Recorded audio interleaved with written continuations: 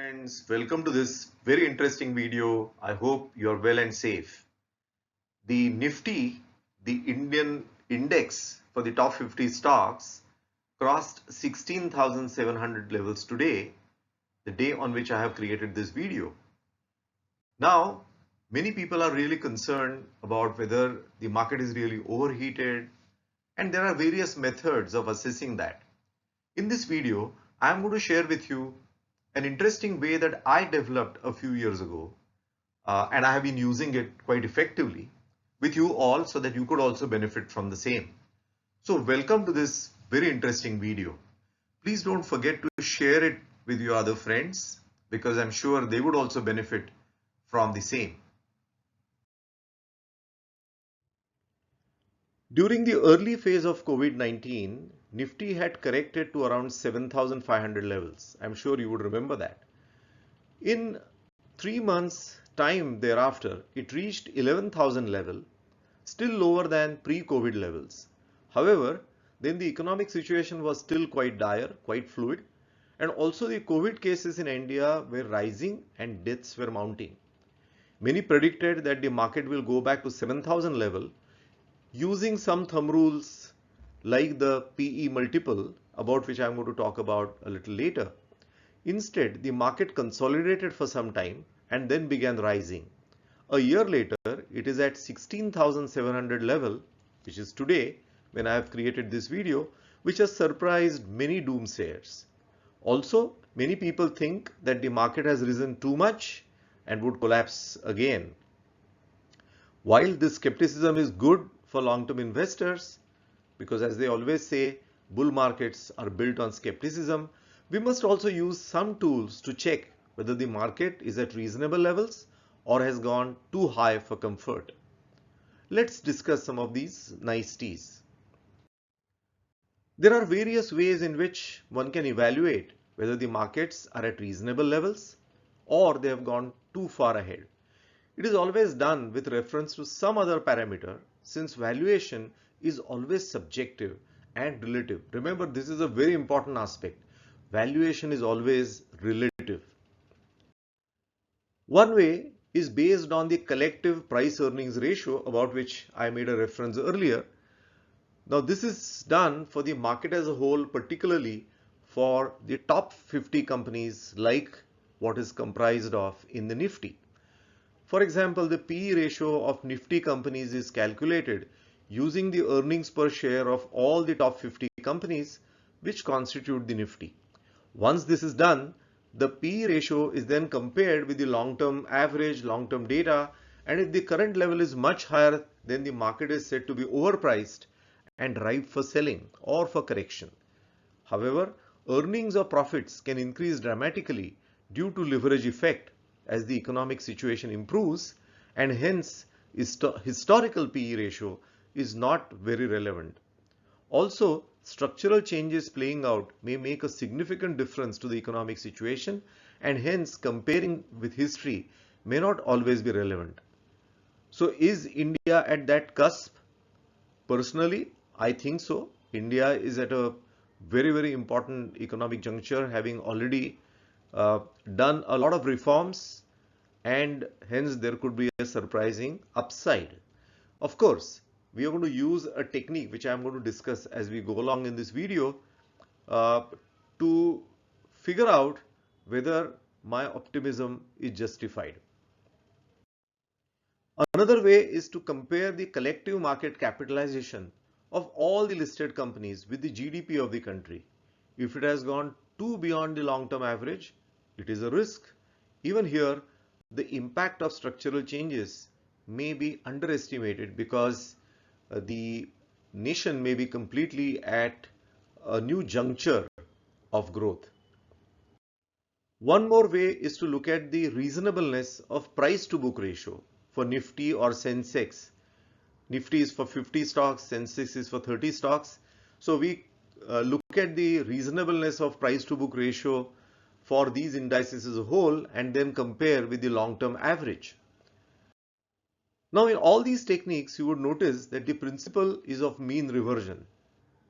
What does that mean? It's a very simple concept. This means that in the long term, any such measure, whether we are looking at from a PE perspective, from the perspective of market capitalization, that is the collective market price of all these stocks with reference to GDP, or whether we are talking about price to book ratio, we are actually comparing that with the long-term average. And mean reversion means that any deviation from that long-term average will result into a correction either on the positive side or on the negative side, and these trends will again come back to the average. So even if temporarily they go much beyond, that is much higher because of tremendous optimism, or much lower because of pessimism, they will again come back to the average. And we did notice during the COVID pandemic that the dramatic fall was followed by a reasonably quick rise to compensate for that significant fall. So there was a mean reversion at play there also.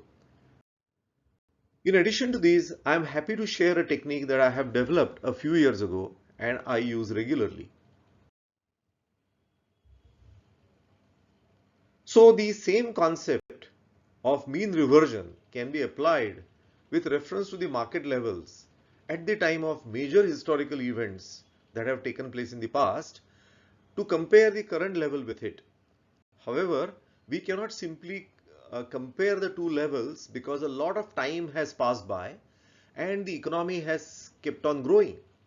For example, over last 17-18 years, if you see, Indian economy has grown at about 12% on a nominal basis.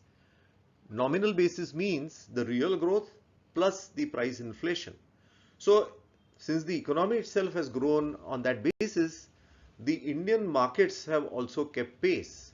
And we would find that depending on what is the starting point that you're looking at, you would find the average return on the indices to be somewhere between 13 to 16%, dividend separate. So if the economy is growing during this period and the markets are also bound to naturally catch up, what we need to do is we need to apply the compounding idea. We have all learned this compounding of interest in our school days. So what we do is that in a cyclical fashion, we load interest on interest or growth on growth.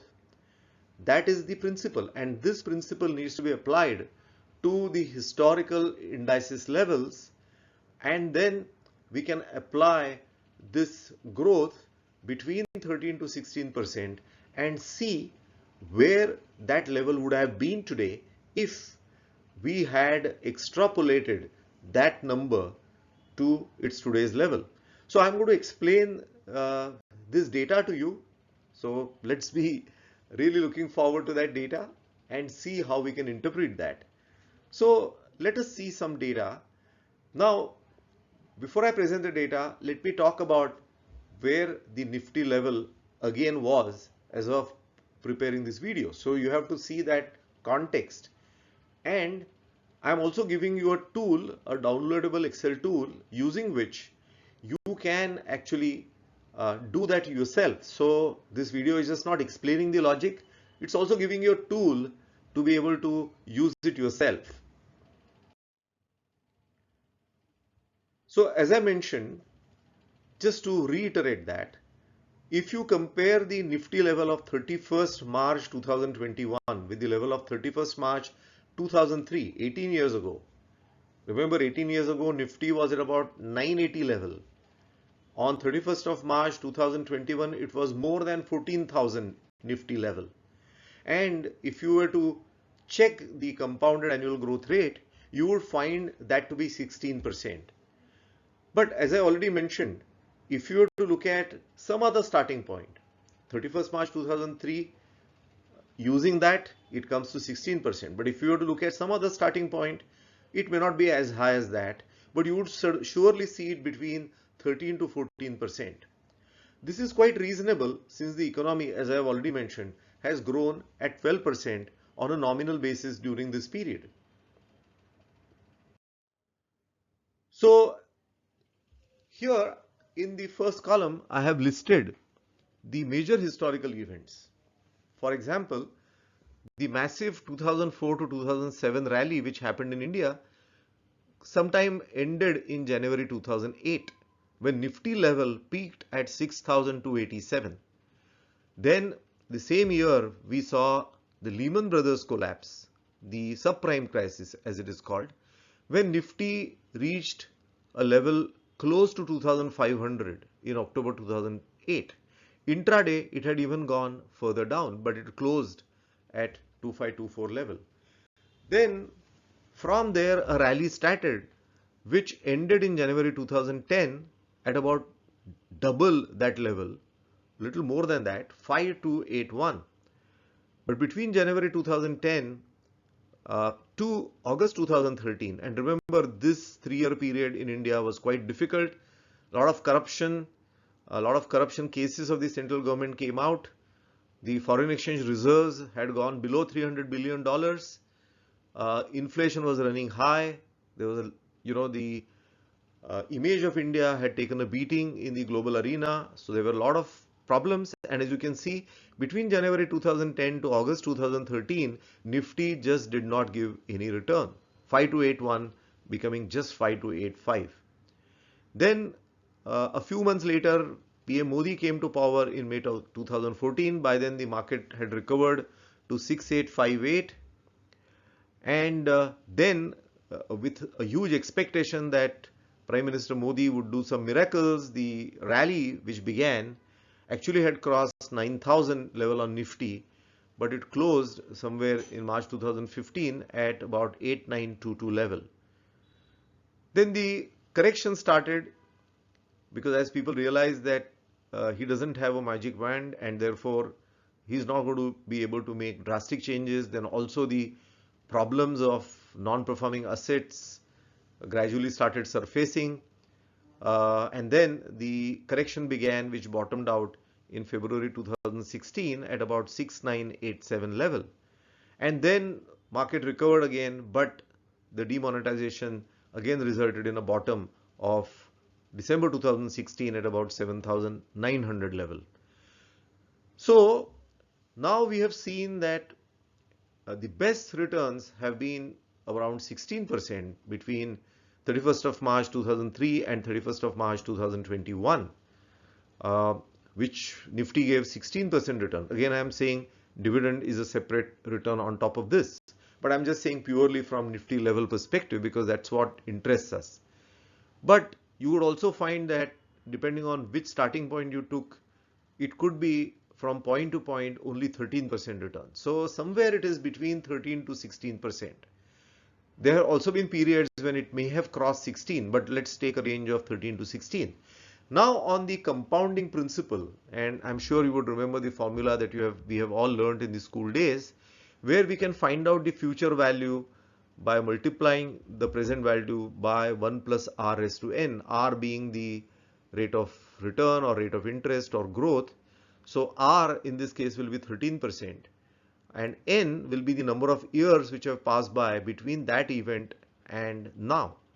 So in the Excel file that you can download, you will easily find that moment you feed the date as of today, whenever you are seeing the video or doing this calculation, I'm saying obviously at that time, and you can also feed the level of Nifty just for your ready reference. You will find that the Excel will give you the calculated values of these indices as they would have been today if they had continued to grow between 13 to 16%. So let's get some clarity by looking at some data. So if January 2008 the Nifty was 6287 and if it had continued to grow at 13 to 16%, today Nifty should have been between 33,199 to about 47,431. We are only at 16,705 today. So we are not anywhere close to that kind of exuberance that was seen in late 2007 or early 2008. And that caused the correction because exuberance beyond reasonableness would always result into a fall. So we clearly see, and that's the reason I have put all these numbers 33,199 onwards in white, because we are clearly not in a danger zone. But if you compare that with reference to the Lehman Brothers collapse which had happened in October 2008, 2524 index level should have been today between 12,161 to 17,035. So we clearly see that if you were to use anywhere between 13 to 15%, we are clearly beyond these levels. But if you were to take 16%, we are still lower than that level. And remember, October 2008, the world was in crisis, in economic crisis, where institutions were falling, banks were not trusting banks. There was a major bubble in the housing markets in the US, the repercussions of which had spread all over the world. But we are not in a situation like that today. Well, of course, there is this COVID related issue, but from an economic perspective, we are not anywhere comparable with the Lehman Brothers crisis. So while clearly we are in a red zone as compared to that Nifty 2524 level compounded between 13 to 15%, we are not in any kind of a danger level, though from a level perspective it shows beyond this. But today's position of the world or India is not comparable to the crisis conditions. And if we were to take 16%, then also we are still lower than that theoretical level. Now, if you were to take the intermediate top of January 2010, again, that was the end of the bull run which started from October 2008. If you compare with that level, the Nifty should have been anywhere between 21,836 to 29,603 from January 2010 perspective. And we clearly see that we are much lower than that. Then August 2013 crisis, market was at 5285 level. Foreign exchange reserves were less than 300 billion. As of the date of preparing the video, India's foreign exchange reserves are beyond 600 billion. We are far more strong. We have no issues like corruption of the central government. A lot of economic reforms have taken place. GST has been implemented, right? A lot of improvements in the financial technologies, a lot of improvement in the tax administration. Now, if you compare with that, the current level at 13 to 15% is slightly higher than that, no doubt. But again, from 16% perspective, we are still lower. And economic conditions are just not comparable. August 2013, the country was in a very, very difficult situation because of this scams one after the other, plus a complete mismanagement of the economy in the UPA2 regime. So we are nowhere close to that, and we are far, far better, right? So therefore, again, we can draw comfort. When PM Modi came to power in May 2014, if you compare that level of 6858 and compound it, actually we are exactly at that level, 16,707. We are at 16,705 when we close the market today. So we are absolutely at that level from a 13% perspective, and at a much lower level if you were to compound it at 14 to 16%. So clearly we are at a very comfortable position. That rally which began in May 2014, which ended in May 2015, where, as I mentioned to you, Nifty had even crossed 9,000 levels. Even if you take the conservative 8,922 level, we are much lower than the levels that you can see, which were 19,633 to 23,250. Of course, remember we are making that compounding adjustment. Do check that in the Excel file. Now, the excessive expectation which was there from the government, plus the issues about NPA started surfacing, and then the market started correcting. Also, there were some global challenges. From that level perspective, we are clearly higher. But remember, this was a reasonably negative scenario. We are clearly at a much better position. Similarly, during demonetization, there was again a lot of uncertainty whether the economy will be badly damaged, particularly the real estate sector and those sectors where a lot of cash transactions happened. But as compared to that level, the market is definitely at a higher level, but clearly the economic conditions are totally different. So as you can see from this data, and I request you to observe that in greater detail from the Excel file, we are clearly in a very comfortable position. Before I conclude, let's have a look at some more points and then we'll close. So to conclude, the market as a whole is at reasonable levels. In fact, as a matter of disclosure, apart from the house related investment, 96% of my personal savings are in equity. And this kind of a calculation, this kind of a chart gives me that comfort that markets are not overheated. There are, of course, some other indications which may indicate a lot of exuberance or otherwise. For example, clearly I do see some kind of a warning signal in respect of IPO related excitement, which sometimes goes far beyond the reasonable levels. And also there could be some stock specific or sector specific exuberance. But the market as a whole is quite reasonable and is trying to do a catch up in view of the fact that India is in a sweet spot and we hold a lot of promise.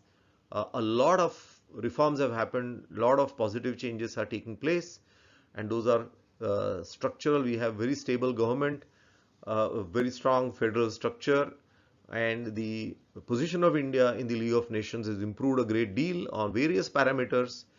And also interestingly, because of the artificial intelligence and data analytics, there is a very good tax buoyancy in spite of the fact that taxes are going lower. So that also indicates government's fiscal stability. Also the expenditure quality of the government is improving. So as we saw earlier, the market from a long-term perspective is at reasonable levels, though of course ups and downs is the nature of the market. So if you have some downturn, it's something which is expected. However, that will give you a comfort, and using that Excel tool, it will give you a comfort that whether we are at a reasonable level or not, and you should be able to rationalize. So this is not just an arithmetical exercise, but we have to also see whether from our judgment perspective it makes sense. So friends, thank you very much for watching this video, and I'm sure it will help you. If you have liked it, do share with more people, because the whole purpose of me creating videos is that it benefits more and more people, and I request you to benefit from this video as well, and also share it with others. Thank you so much.